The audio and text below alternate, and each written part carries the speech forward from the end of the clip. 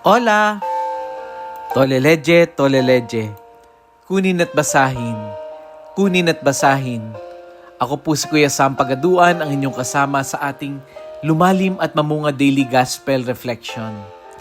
Ngayon ay November 9, 2025. Ang mabuting balita ng Panginoon ayon kay San Juan, chapter 2, verse 13 to 22.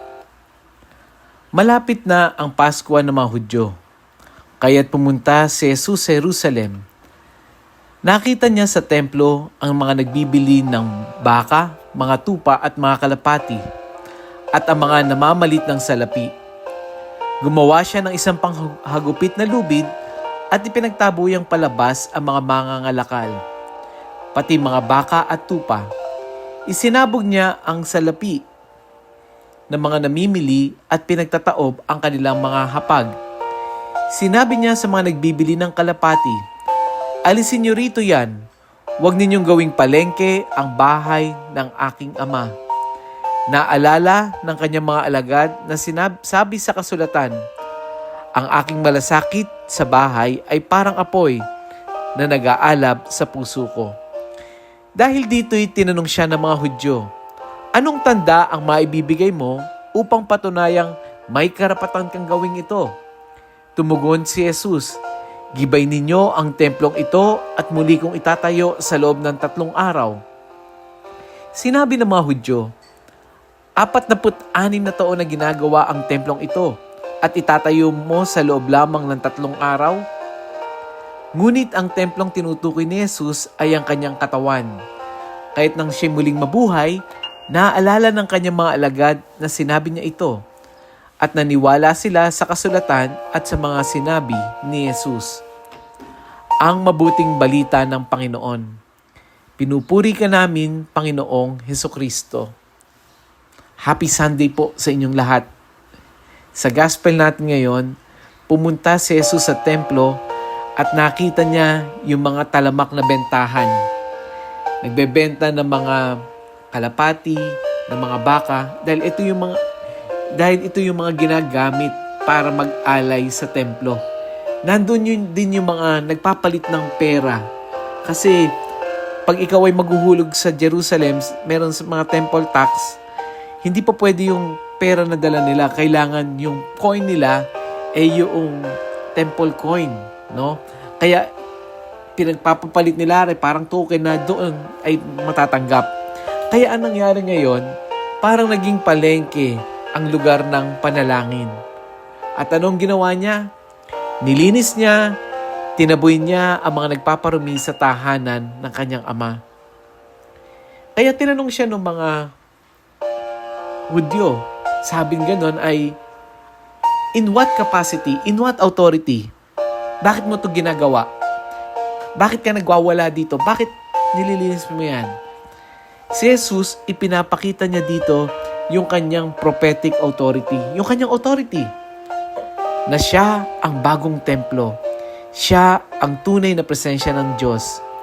At ang pagsira sa templo na sabi ni Jesus, "Gibain ninyo ang templong ito at tatayo ko ng 3 araw."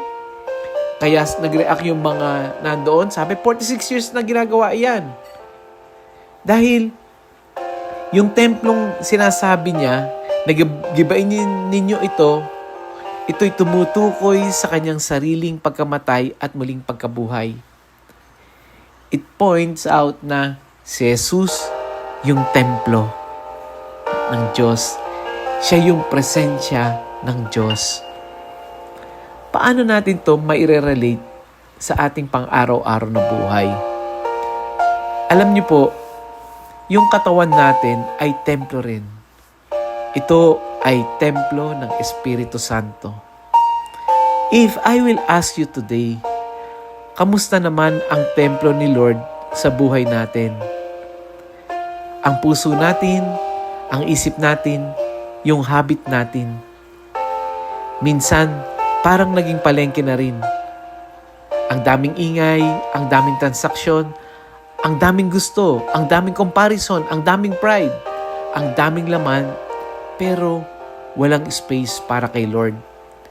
Kung tutuusin, Minsan, yung templo natin, yung templo ng puso natin, mas puno pa ng pressure, ng anxiety, ng galit at pagiganti, ng toxic commitments, kaysa sa kapayapaan.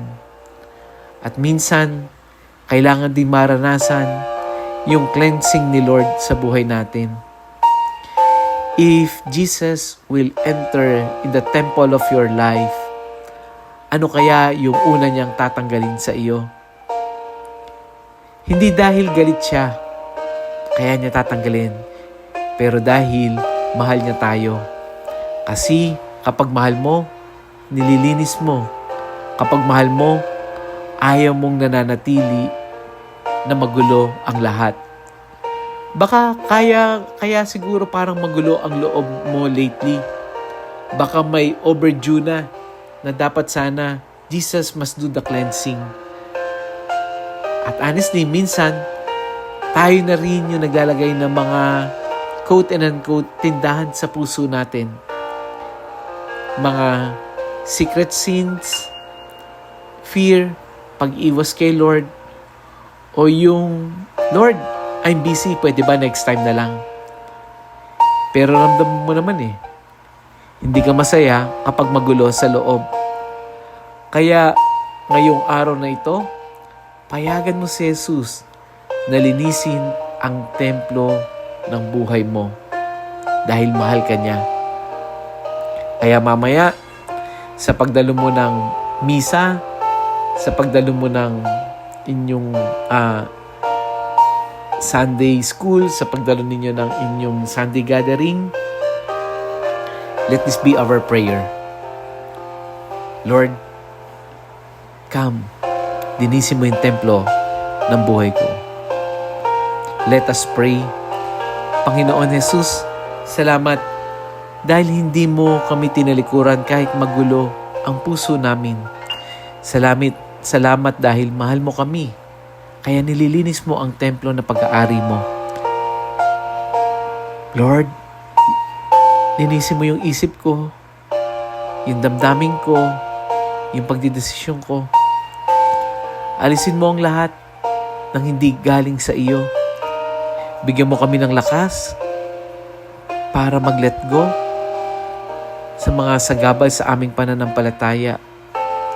Lord, ikaw ang tunay naming templo. Manahan ka sa amin araw-araw. Amen. So, wag natin kakalimutan na i-share yung audio gospel natin. What do you think? Kung may isang tao ka ngayon na naaalala habang nakikinig ka, baka hindi aksidente yon. Baka si Lord na nagsasabi, uy, share mo naman sa Kanya. Malay mo, ito yung maging instrumento para unti-unti makilala rin niya na ang kanyang katawan ay temple of the Holy Spirit. Huwag mong hintayin na maging palengke ang puso nila bago lang marinig ang salita ni Lord. Kaya simple lang, isend po muli natin to, share natin ito sa ating mga GC, sa ating mga kapamilya, sa ating mga classmates, kaibigan, yung mga mahalaga sa atin. Isang click lang, pero sa isang click ng share, ang buhay ay gumagaan. Muli, ako po si Kuya Sam Pagaduan, lagi nag-aanyaya. Halina, tayo ay lumalim at mamunga, lumalim sa pananampalataya at mamunga na mabubuting gawa. God bless us all.